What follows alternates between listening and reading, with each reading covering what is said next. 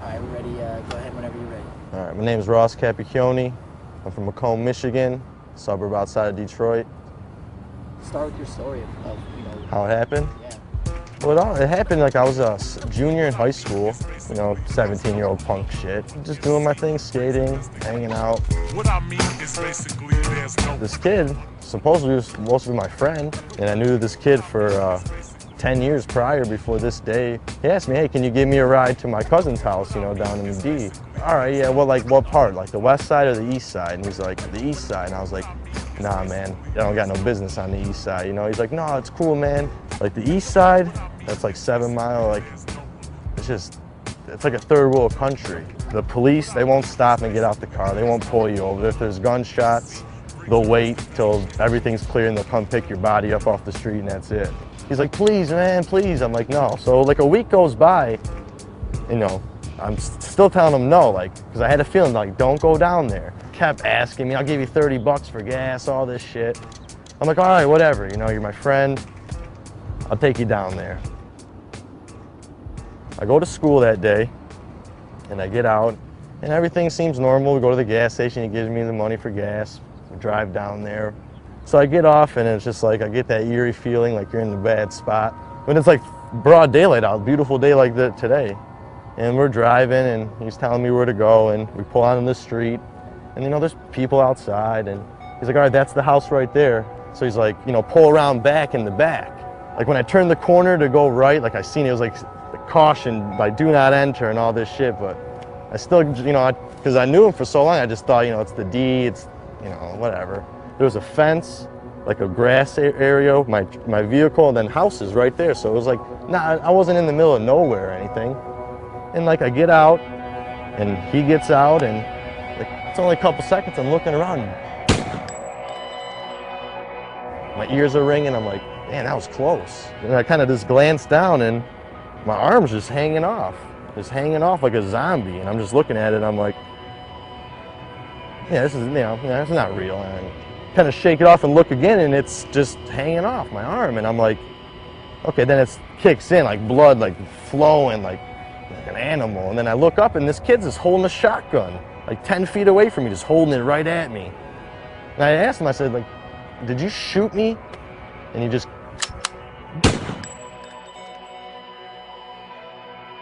blew a hole in my chest like this big. So after that, I just dropped to my knees. I lost all my air. I couldn't see. I remember being on my on my hands and knees, and I felt the barrel of the gun on my head.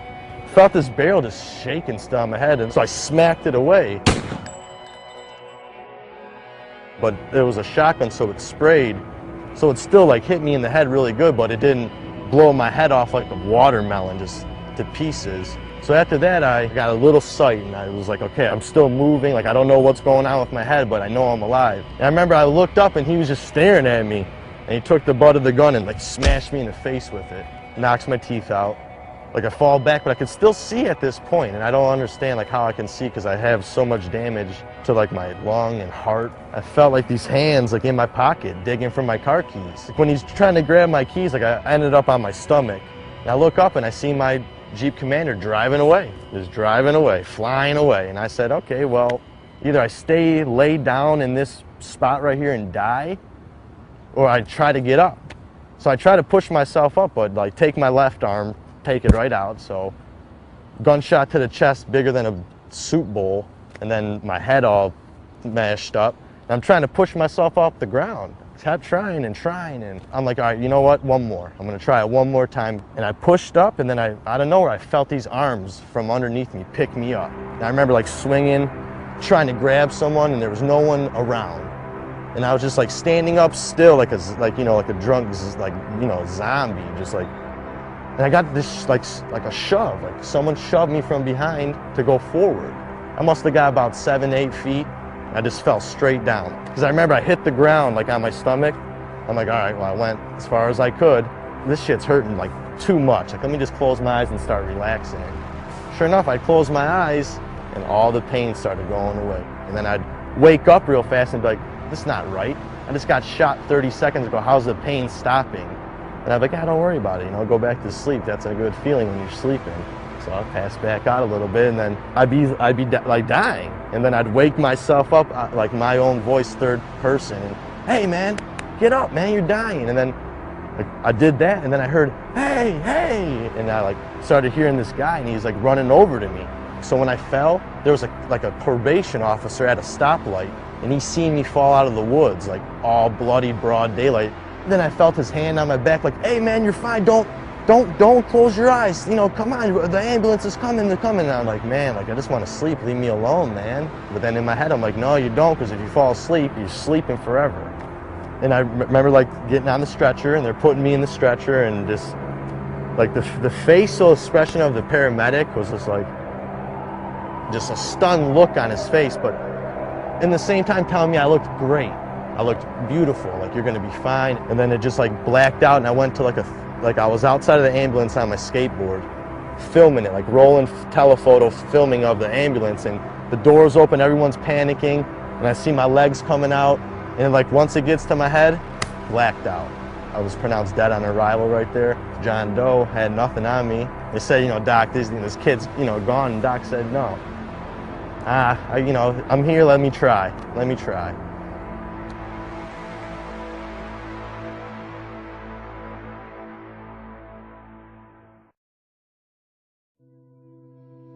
Like when I was pronounced dead on arrival, like throw him in the body bag, he's dead. Like the doctor said no, like, you know, I'm gonna try to help him. This man doesn't know who I am. He could have said, yeah, he's dead, all right, I'm going back home. He said, no, like I feel something, I'm gonna try. Did the heart surgery, gave me 24 hours to, you know, see if I was still breathing on the ventilator. After 24 hours, I was still alive. They fixed my arm and my head, and I woke up 3 days later.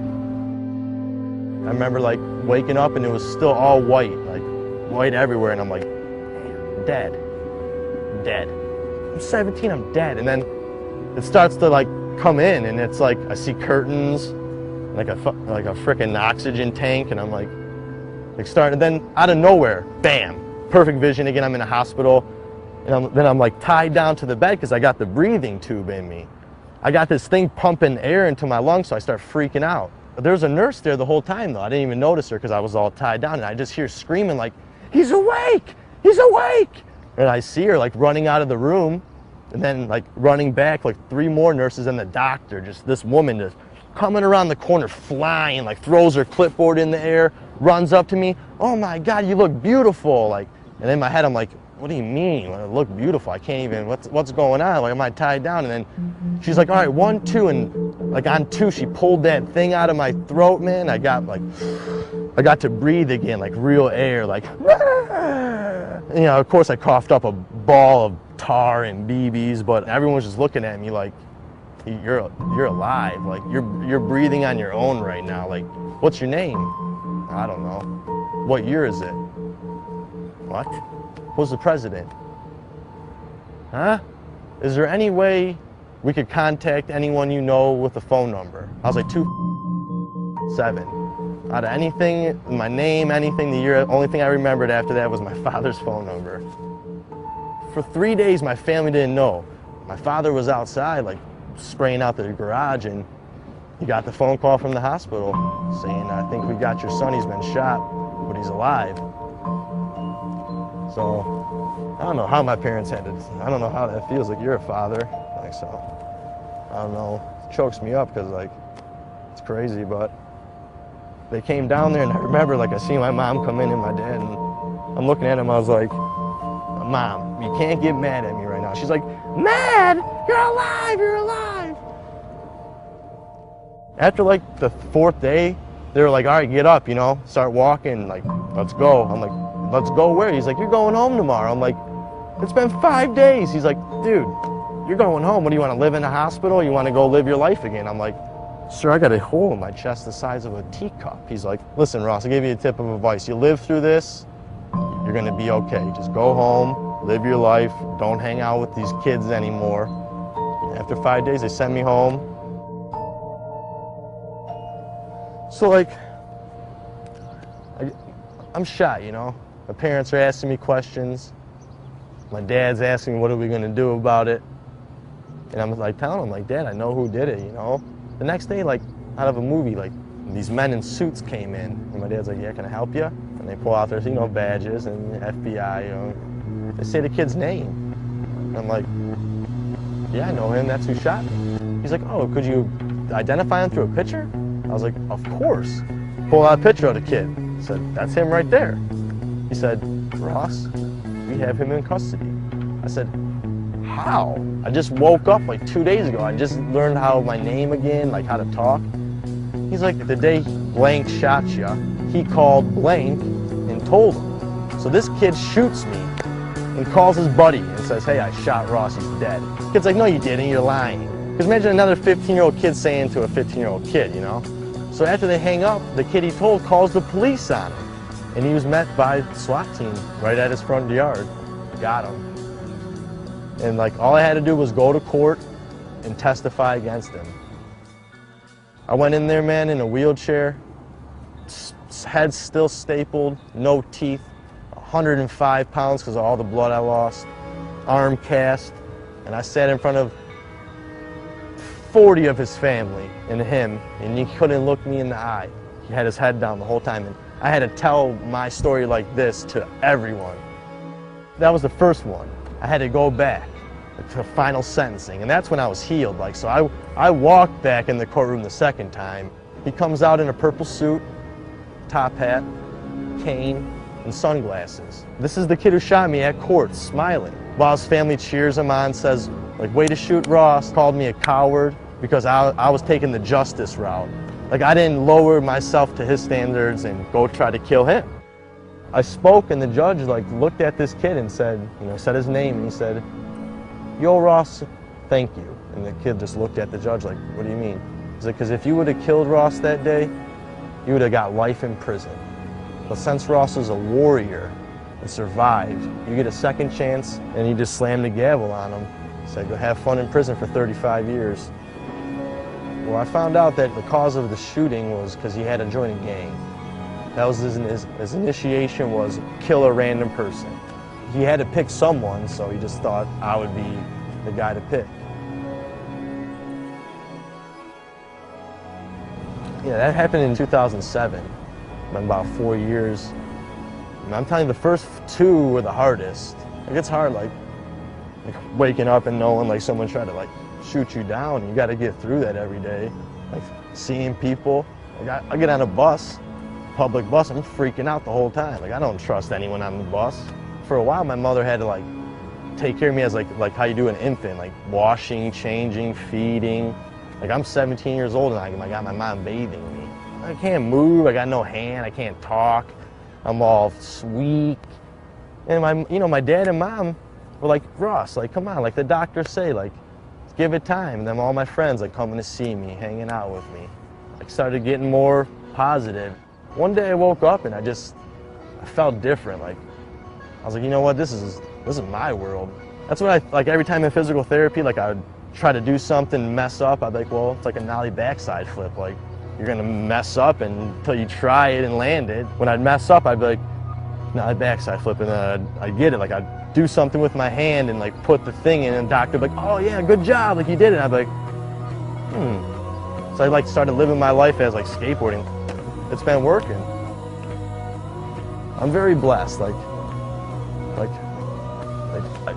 I see it now. Like, when before I'm like, like I'm so unlucky. Like, I went through all this getting shot, and really, like, I look at it now after like maturing and growing up. Like, it just gave me like a whole new leg up on life and how I can live my life, and it's crazy. Like, it's like makes me happy to be alive, and just like I'm so grateful for everything. Like, I just look at what I got. I don't look at what I don't have.